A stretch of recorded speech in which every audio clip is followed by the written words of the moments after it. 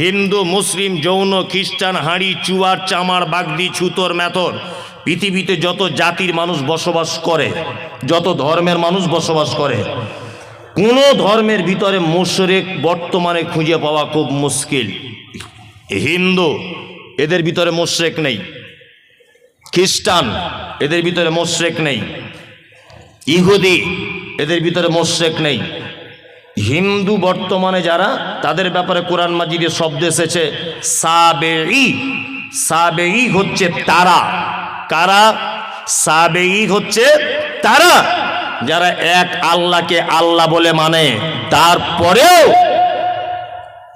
বিভিন্ন দেব দেবীর আলাদা আলাদা ক্ষমতা আছে এটা মানে, এরা হচ্ছে সাবেঈ। একটা হিন্দু ভাইকে জিজ্ঞাসা করবেন এত বৃষ্টি হচ্ছে কে দিচ্ছে, ও এক চান্সে বলবে বৃষ্টি দিচ্ছে উপরওয়ালা, বলবে না? তার মানে ও জানে উপরে একজন আছে। তারপরেও দেখবেন ও লোহা লাক্কড়ের ব্যবসা করে, কি পূজা করে? বিশ্বকর্মা। তার মানে ওর এটা ধারণা যে লোহা লাক্কড়ের ডিপার্টমেন্টটা বিশ্বকর্মার হাতে আছে। আর কলেজের স্টুডেন্ট, স্কুলের স্টুডেন্টরা কি পুজো করে? সরস্বতী। সরস্বতীকে বলা হয় বিদ্যার দেবী। তার মানে বাপ মা তার চাপ মা মেয়েকে বলে দেয় এটা তুমি সরস্বতীর পূজা করবে, কারণ এটা হচ্ছে বিদ্যার দেবী, তুমি ভবিষ্যতে মাইকের মধুসূদন দত্ত হতে পারবে, কারণ এর ডিপার্টমেন্টটা এর হাতে আছে। এ হচ্ছে কি? সাবেঈ। মুশরিককে মুহাম্মদ সাল্লাল্লাহু আলাইহি ওয়াসাল্লামকে বলা হচ্ছে আপনি জিজ্ঞাসা করুন তাদেরকে রাত এবং দিনের বিবর্তনের মালিককে। এক চান্সে তারা বলবে আল্লাহ। সুস্থতা অসুস্থতার মালিককে? আল্লাহ। বেঈমান মুশরিক আবু জেহেল কথা বলবে। আল্লাহ নবী সাল্লাল্লাহু আলাইহি ওয়াসাল্লাম যখন বলছেন কি ব্যাপার, রাত দিনের মালিক আল্লাহ, এ কথা আপনি বললেন, সুস্থতা অসুস্থতার মালিক আল্লাহ, এ কথা আপনি বলছেন, তাহলে কেন আপনি আল্লাহকে ডাইরেক্ট ডাকতে পাচ্ছেন না? আবু জেহেল তখন বলছে মুহাম্মদ শোনো, বেশি ফটর ফটর করিও না, সব কিছুর মালিক আল্লাহ এটা আমি জানি, কিন্তু তোমার আল্লাহকে ডাইরেক্ট পাওয়া যাবে না। আল্লাহকে পেতে গেলে 360টা দেবদেবীর মাধ্যমে পেতে হবে। তার মানে বোঝা যায় যারা আল্লাহকে ডাইরেক্ট পাওয়া যাবে না এই ধারণা রাখে, আর 360টা দেবদেবীর মাধ্যমে আল্লাহকে পেতে হবে এই ধারণা যারা রাখে, এরা কি? মুশরিক। মুশরিক হিন্দুর ভিতরে নেই, খ্রিস্টানের ভিতরে মুশরিক নেই, কোন জাতির ভিতরে মুশরিক নেই। বর্তমানে মুশরিক গিজ গিজ গিজ গিজ গিজ গিজ করছে মাথার উকুনের মতো নামধারী মুসলিমদের ভিতরে। আজ পর্যন্ত পশ্চিম বাংলার কিছু মুসলমান তাদের দাবি আল্লাহকে ডাইরেক্ট পাওয়া যায় না, আমাদের হুজুরের মারফতে তবে আল্লাহকে পেতে হয়, দাবি নেই। এরা কি? মুশরিক। এই দেখুন আল্লাহ তাআলা মুশরিকদের ব্যাপারে সূরা তাওবা আয়াত নম্বর 114 আল্লাহ তাআলা বলছেন মা কানা লিন নবিয়্যি ওয়াল্লাযীনা আমানু আন ইস্তাগফিরু লিল মুশরিকিন। নবী এবং ইমানদারদের জন্য উচিত নয় যে মুশরিকদের জন্য ক্ষমা প্রার্থনা করবে।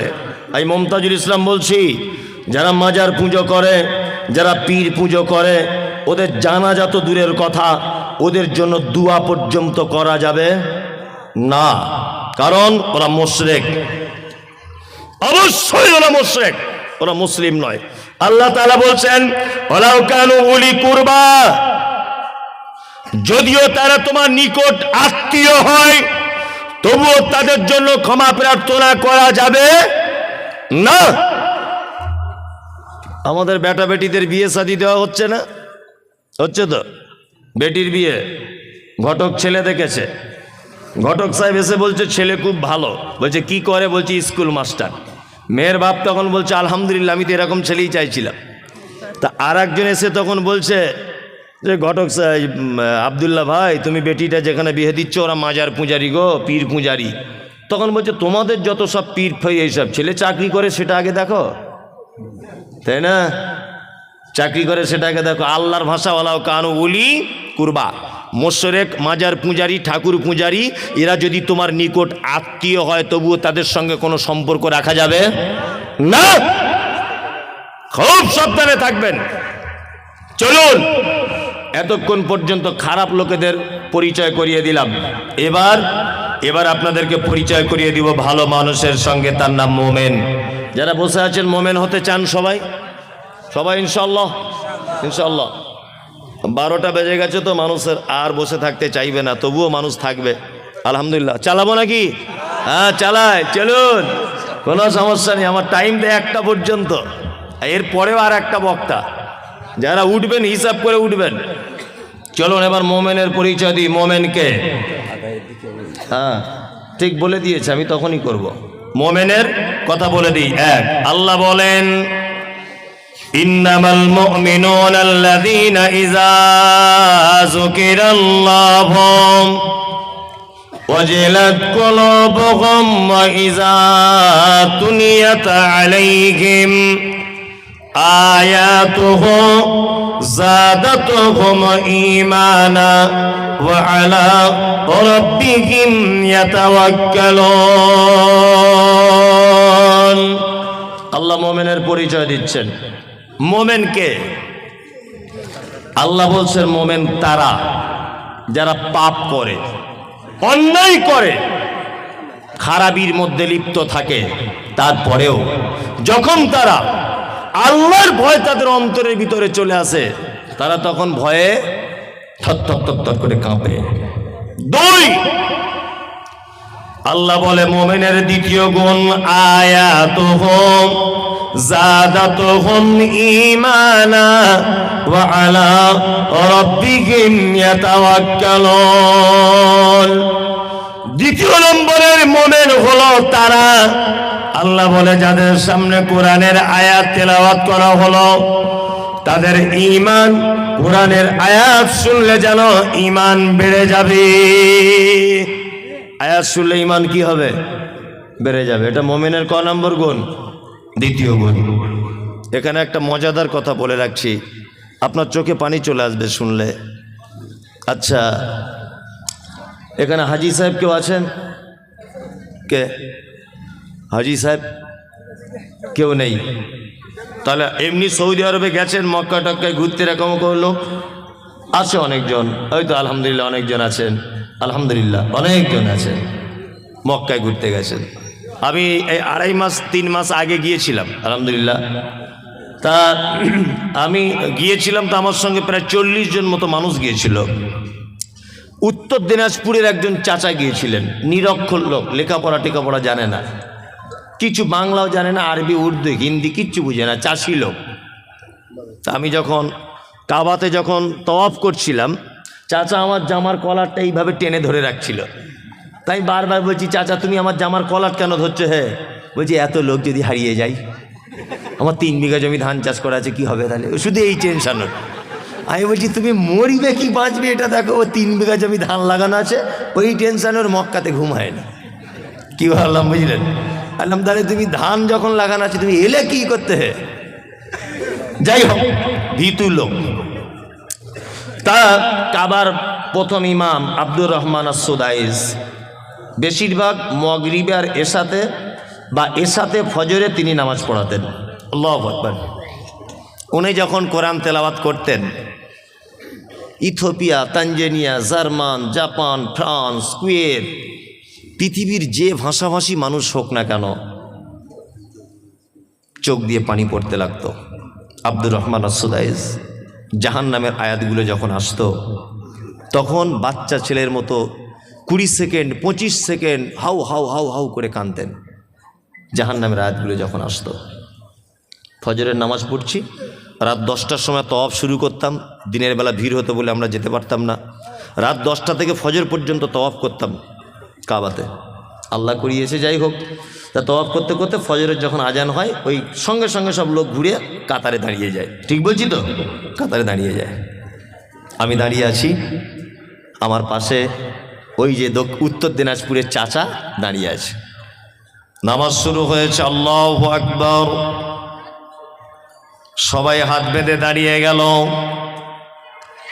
কাবার প্রথম ইমাম আব্দুর রহমান আস-সুদাইস তিনি জাহান্নামের আয়াত তেলাওয়াত করছেন। আর আয়াত তেলাওয়াত করতে করতে তিনি যেন বাচ্চা ছেলের মতো করে কাঁদছেন। আমি কোরআনের একটু অল্প কিছু বুঝি, আমার চোখ দিয়েও পানি চলে এলো। আমিও বাচ্চা ছেলের মতো ডুকরে ডুকরে কাঁদতে লাগলাম। আমার পাশের চাচা কোরআন বোঝে না, বাংলা ভালো করে পড়তে জানে না, অশিক্ষিত লোক। চাচাও দেখছি ডুকরে ডুকরে কাঁদতে শুরু করে দিল। নামাজ শেষ হয়ে গেল। কাবা থেকে জমজমের পানি পান করে যখন ফাঁকে বার হয়ে গেলাম, চাচাকে ডেকে বললাম, চাচা সত্যি করে বলো দেখি, কাবার ইমাম আরবি ভাষী মানুষ, তিনি কোরআনের আয়াত বুঝতে পেরেছেন তাই কাঁদছেন। আমি মমতাজুল 2 পাতা পড়া আলেম, আমি ব্যাপারটা বুঝতে পারলাম, এই জন্য চোখ দিয়ে পানি চলে এলো। তোমার কেন চাচা চোখ দিয়ে পানি চলে এলো বলো? চাচা তখন বলছে, বেটা মমতাজুল, 70 বছর আমার বয়স, আমি 50 বছর যাবত আমাদের গ্রামের মসজিদে নামাজ পড়ি, কিন্তু কোরআন শুনলে অন্তর গলে না। কিন্তু আজকে আশ্চর্য ব্যাপার, কাবা শরীফে নামাজ পড়তে এলাম, আর কাবার ইমামের তেলাওয়াত শুনে আমার চোখ দিয়ে পানি বার হয়ে গেল। আমিও বাচ্চা ছেলের মতো ডুকরে ডুকরে কেঁদে দিলাম। আমার আল্লাহর কোরআনের আয়াতের কথা মনে হলো। আল্লাহ বলে, আয়াতুহুম যাদাতুহুম ঈমানা ওয়া আলা রাব্বিহিম ইয়াতাওয়াক্কালুন।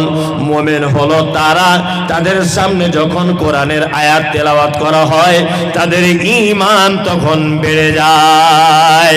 চাচা তুমি কোরআন জানো না, তুমি কোরআন পড়তে জানো না, কিন্তু তুমি 1 লক্ষ টাকা খরচা করে কাবায় চলে এসেছ, তোমার ঈমানের পরিপূর্ণতা লাভ করেছে, তোমার ঈমান কাজ করছে। ওই জন্য চাচা আমার গলা ধরে হাউ হাউ করে বলছে, কাঞ্চার বলছে, বেটা মমতাজুল, তুমি আমার বেটার থেকে অল্প বয়সের, কিন্তু কোরআন শুনলে যে চোখ দিয়ে পানি চলে আসে, আজকে তার জ্বলন্ত প্রমাণ পেলাম। ওই জন্য বলি বন্ধু, টাকা দার্জিলিং এ গিয়ে নষ্ট না করে দিয়ে, গ্যাংটকে গিয়ে নষ্ট না করে, ওই আপনার সুন্দরবন বেড়াতে গিয়ে টাকা নষ্ট না করে, একবার অন্তত পক্ষে 80-90 হাজার টাকা খরচা করে কাবায় চলে যান, আপনার ঈমান বেড়ে যাবে। আল্লাহ বলছে, মুমিন তারাই তো মুমিন যাদের সামনে আমার কোরআন তেলাওয়াত করা হবে, ইমাম সাহেব তেলাওয়াত করবে, পিছনে মুসল্লি দাঁড়িয়ে থাকবে, আর তার ঈমান যেন আস্তে আস্তে করে বেড়ে যাবে। আমাদের ঈমান বাড়ে। ফজরের সময় 2টা আয়াত যদি ইমাম সাহেব বেশি করে যদি তেলাওয়াত করে দেয়, তা মুসল্লিরা ঝামেলা লেগে যায়, ঝামেলা লেগে যায় না, ঝামেলা লেগে যায়। আল্লাহ বলে, মুমিন তারা ওয়া আলা রাব্বিহিম ইয়াতাওয়াক্কালুন। মুমিনের 3 নম্বরের গুণ, খায়রিহি ওয়া শাররিহি মিনাল্লাহি তাআলা। মুমিন যা কিছু হবে আল্লাহর উপরে ভরসা করবে। মুমিন কার উপরে ভরসা করে? আল্লাহর উপরে। হায়াত মওতের মালিক কে? আল্লাহ। রুজির মালিক আল্লাহ। দোকান করেছে, ঈমান আছে তো? দোকান করেছে, দোকানের পিছনে দেখছি একটা তাবিজ ল্যামিনেশন করে টাঙানো আছে, তাই না? তা চাচা তোমার তাবিজ কি ব্যাপার? বলছি বেচাকেনে বরকত হবে। তাই বলছি কে দিয়েছে? বলছি আমাদের হেড মাওলানা দিয়েছে। বোঝানোর জন্য বলছি। তাই হেড মাওলানা যদি এত বরকতের তাবিজ দেওয়া শিখে গেছে, তা তাবিজটা নিজের কাছেই রাখতে পারে, এত বরকতের দিনের বিচি দিলে কি করে? হ্যাঁ, ঈমান আছে তো? 4টে আংটি পড়েছে যুবক ছেলে, 4 রকমের কোয়ালিটির পাথর। এটা কি? বলছে বউ কথা শোনে না। এটা কিসের আংটি? বলছে ঘন ঘন পেচ্ছাপ হয়। এটা কিসের? বলছে বাপের বাড়ি বউ গেলে আসতে চায় না। আর এটা বলছে রাতে চমকে উঠি তাই। হযরত ওমরের নাম শুনেছেন? ওমর দামি মানুষ না? দামি মানুষ। পৃথিবীতে অনেক জিনিস আছে যেগুলো ডাইরেক্ট জান্নাত থেকে এসেছে, তার ভিতরে একটা হাজির আসওয়াদ, তাই না? যখন পৃথিবীতে আছে, এটা মুসলিম শরীফের হাদিস, তখন সাদা দুধের মতো ছিল পাথরটা। আল্লাহ নবী সাল্লাল্লাহু আলাইহি ওয়াসাল্লাম বলছেন, আদম সন্তান তার পাপের বোঝা নিয়ে তাকে চুম্বন করতে করতে একদম কালো করে দিয়েছে। আমি নিজে আলহামদুলিল্লাহ 2বার চুম্বন করে এসেছি, আল্লাহ করিয়েছে। খুব রিক্স চুম্বন করা, ওখানে মারাও যেতে পারে কোনো মানুষ, এত রিক্স।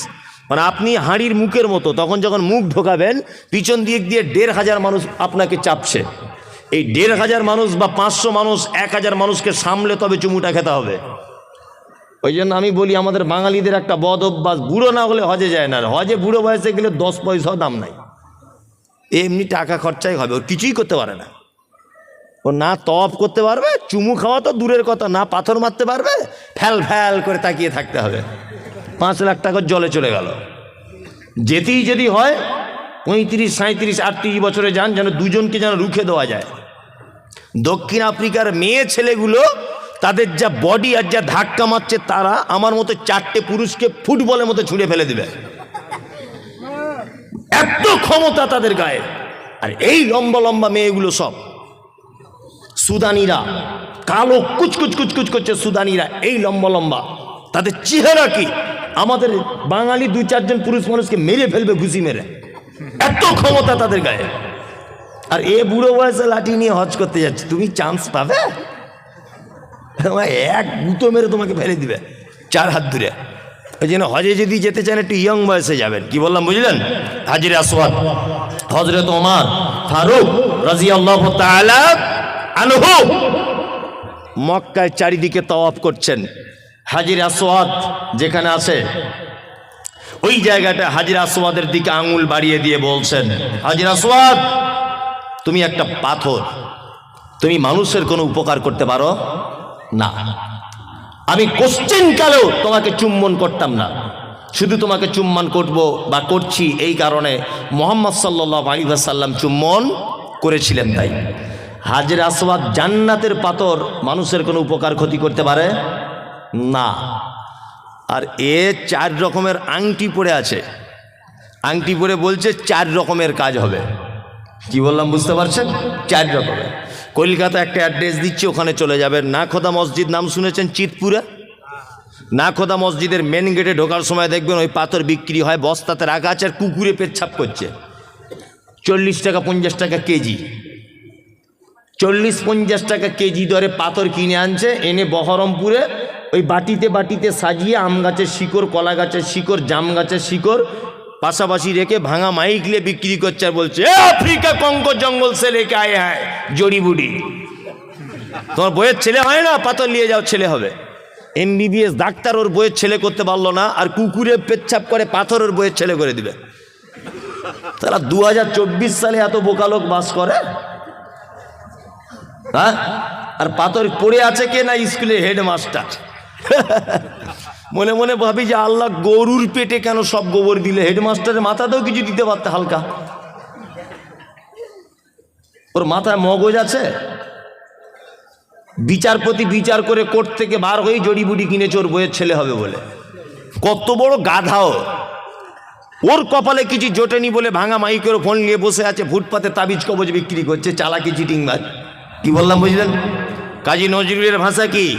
কাজী নজরুল বলেছেন, ওরে পীর ফকিরের কথা যদি সত্য হতো, তারা কেন ভিক ভেঙে ফুটপাতে খেত? তাদের কথা যদি সব হবে, হাত দেখে যদি সব বলে দিবে, তা ফুটপাতে তারা কেন বসে আছে? আছে না? আল্লাহ এলেম বাজার মাদ্রাসায় তখন পড়ি, এলেম বাজার নাম শুনেছেন বীরভূমের?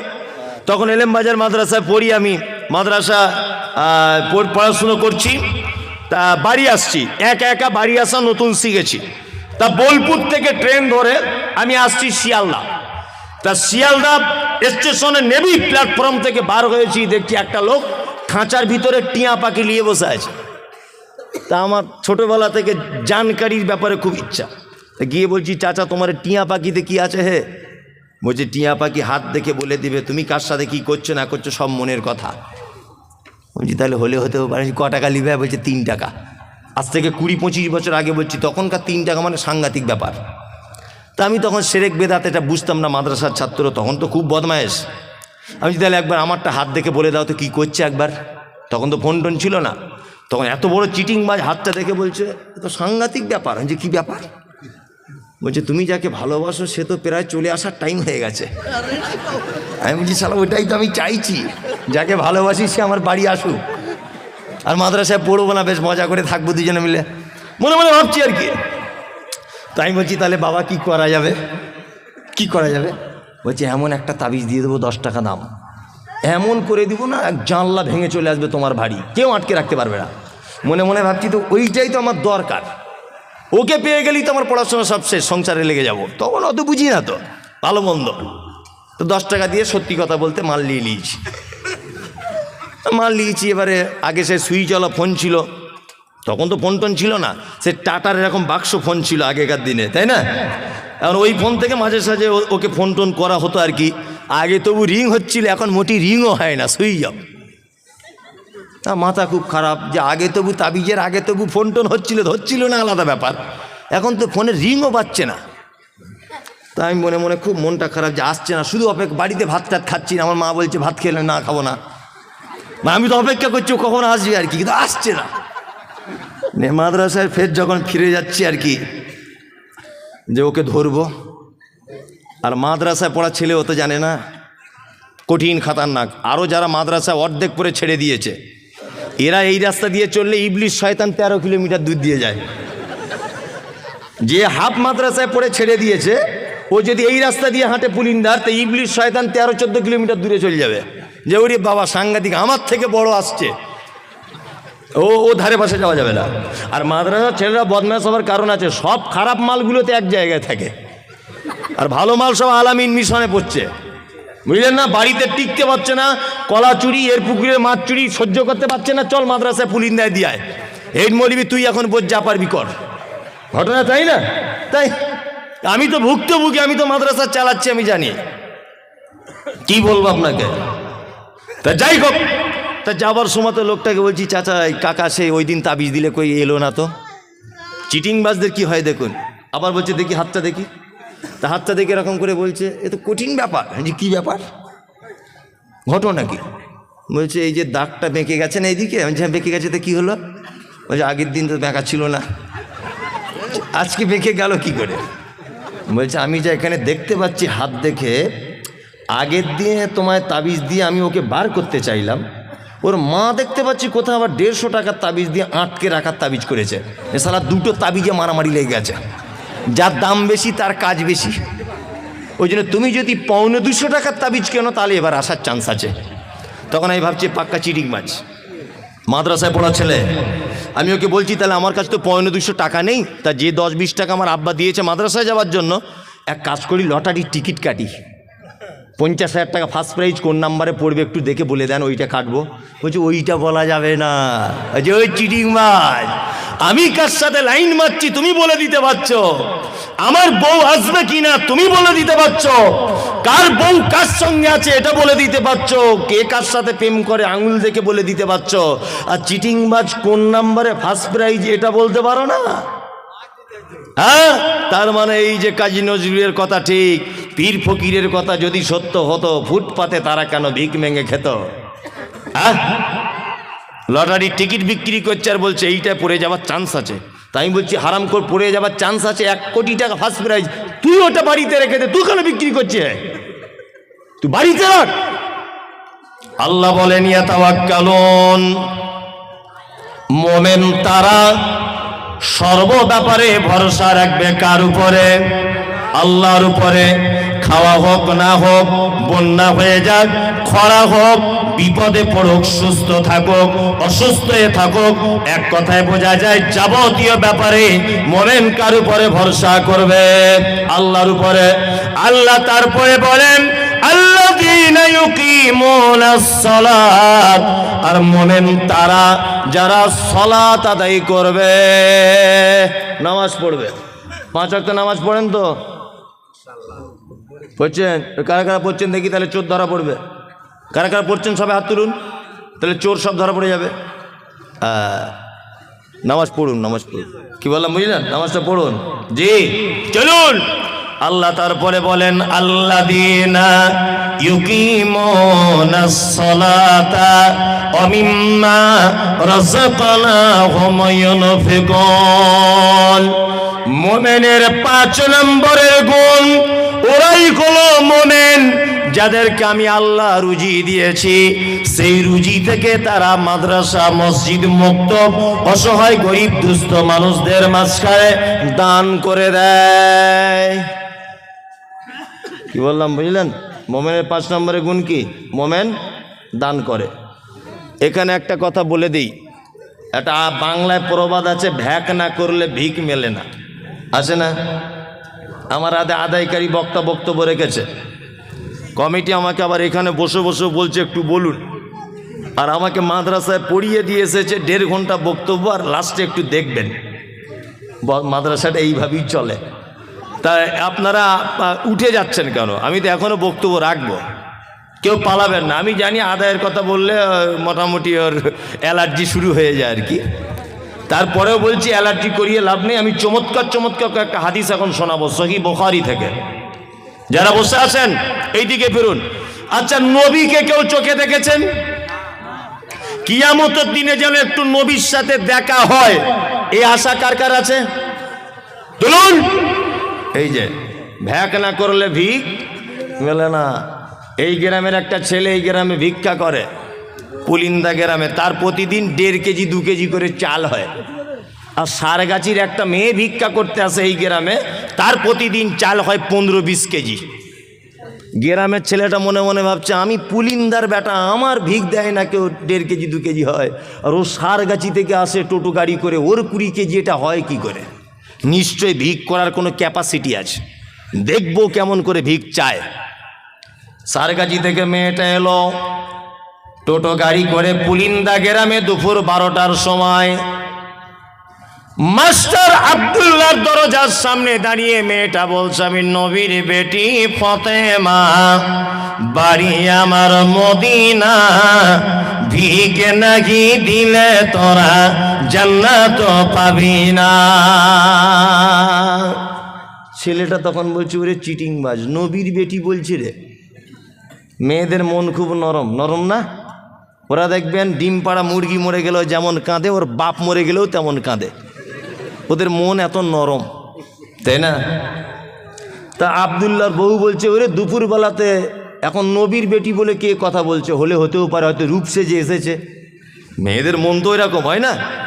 ছেলেটা, গ্রামের ছেলেটা ভাবছে, কি ব্যাপারে নবীর বেটির নামে চাল তুলছে, দাঁড়া তোরও 12টা বাজাচ্ছি। মেয়েটা আর একটা বাড়ি গেল, গিয়ে বলছে, আমি নবীর বেটি ফাতেমা, বাড়ি আমার মদিনা, ভিক নাকি দিলে তোরা জান্নাত পাবি না। বাড়ির বউটা ভাবছে, নবীর বেটি বলছে, হলে হতেও পারে, দে 1.5 কেজি চাল মেরে দে। 1.5 কেজি চাল দিয়ে দিলে ওর দেখা যাচ্ছে 20-25 কেজি হয়ে গেল। ফাতেমার স্বামীর নাম কি ছিল? হযরত আলী। মেয়েটা আর একটা বাড়িতে গেল, গিয়ে বলছে, আমি নবীর বেটি ফাতেমা, বাড়ি আমার মদিনা, ভিক নাকি দিলে তোরা জান্নাত পাবি না। এই গ্রামের ছেলেটারা সহ্য হলো না, মেয়েটার পাছনে আস্তে আস্তে করে দাঁড়িয়ে গিয়ে বলছে, আমি হলাম হযরতে আলী, এতদিন তুই কোথায় ছিলি? তোর প্রেমেতে পাগল আমি, আজকে তোকে ছাড়ব না। তুই যদি ফাতেমা হবি, আমি তোর বর স্বামী, স্বামী স্ত্রী ব্যাপার, চাল যা হবে হাফ হাফ করে লেলে, মারামারি লেগে গেছে, কঠিন মারামারি চলছে, বুঝলেন? স্বামী স্ত্রী ব্যাপার। তার মানে বোঝা যায় ভ্যাক না করলে ভিক মেলে না। সহিহ বুখারী একটা হাদিস বলি, হাদিস বর্ণনা করেছেন, নাম হলো তার আয়েশা। শুধু আয়েশা তার নাম নয়, হাদিসে বলা হয়েছে, হাদিসের পরিভাষায় তার নাম হলো মুহাদ্দিসা। যতজন নারী সাহাবিয়াতগণ হাদিস বর্ণনা করেছেন, তার মধ্যে সবথেকে বেশি হাদিস বর্ণনা করেছেন আম্মা জান আয়েশা। এখানে শুধু কেন্ত নয়, বিশ্ব নবী যতজন মেয়েকে বিবাহ করেছেন, একটা কুমারী মেয়েকে বিবাহ করেছেন, নাম তার কি? আয়েশা। শুধু এখানেই ক্ষান্ত নয়, ইসলামের তারিখ যদি আপনি পড়েন তাহলে দেখতে পাওয়া যাবে আম্মা জান আয়েশা জীবনে 11,000 মেয়েকে তিনি কোরআনের শিক্ষা দিয়েছেন। শুধু এখানেই ক্ষান্ত নয়, বিশ্ব নবী যত বিয়ে করেছেন নিজে থেকে বিয়ে করেছেন, কিন্তু আয়েশার ব্যাপারে আল্লাহ নবীকে স্বপ্নের মাধ্যমে আয়েশাকে দেখিয়েছেন, একবার নয় 2 বার। শুধু এখানেই ক্ষান্ত নয়, আয়েশা এত ভাগ্যবতী নারী, বিশ্ব নবী বলেছেন আমি যখন অন্যান্য বিবিদের বিছানায় শুয়ে থাকি, জিবরিল আমিন আমার কাছে কোরআন আনে না, কিন্তু আবু বকরের বেটি আয়েশা এত ভাগ্যবতী নারী, আয়েশার কাছে যখন রাতের বেলা বিছানায় শুয়ে থাকি আমার কাছে কোরআন অবতীর্ণ হয়। শুধু এখানেই ক্ষান্ত নয়, বিশ্ব নবী বলেছেন হাদিসের ভিতরে যদি তোমরা আমার অনুপস্থিতিতে যদি গোপন ব্যাপারে কিছু জানতে চাও তাহলে আমার বিবি আয়েশার কাছে জানো। শুধু এখানেই ক্ষান্ত নয়, বিশ্ব নবী বলেছেন বর্তমান বাজারের শাড়িতে নামক খাদ্যর যে মর্যাদা, আমার আয়েশার একটাই মর্যাদা। এত গুণে গুণান্বিত আম্মাজান আয়েশা সিদ্দিকা রাদিয়াল্লাহু তাআলা আনহা বর্ণনা করেছেন। হাদিস আলেম ওলামারা আছেন, সহিহ বুখারীতে হাদিসটা লিপিবদ্ধ রয়েছে। হাদিস বর্ণনাকারিণী আয়েশা কোন বিবি নবীজিকে করিলেন জিজ্ঞাসা, ওগো নবী তব সাথে দেখা হবে কার? নবী বলে দুনিয়াতে হাত লম্বা যার। মা আয়েশা বলে এ কথা যখন শুনিলাম কানেতে, কাঠখণ্ড লয়ে হাতে লাগিলাম মাপিতে, দেখিলাম বিবি সাউদার হাত লম্বা বলি, আমার মুখেতে ওগো পড়ে গেল কালি। হাত লম্বার অর্থ পরে পারিলাম বুঝিতে, দান ধন যারা করে এই দুনিয়াতে, তারপরে জয়নাব এসে নবীজিকে কয়, কেন জয়নাব আল্লাহর রাস্তায় বেশি করে ক্ষয়? পুলিন্দার মানুষ শোনন হাদিসটি বুখারীর, জয়নাবে আনন্দ আর আয়েশার মুখ ভারী।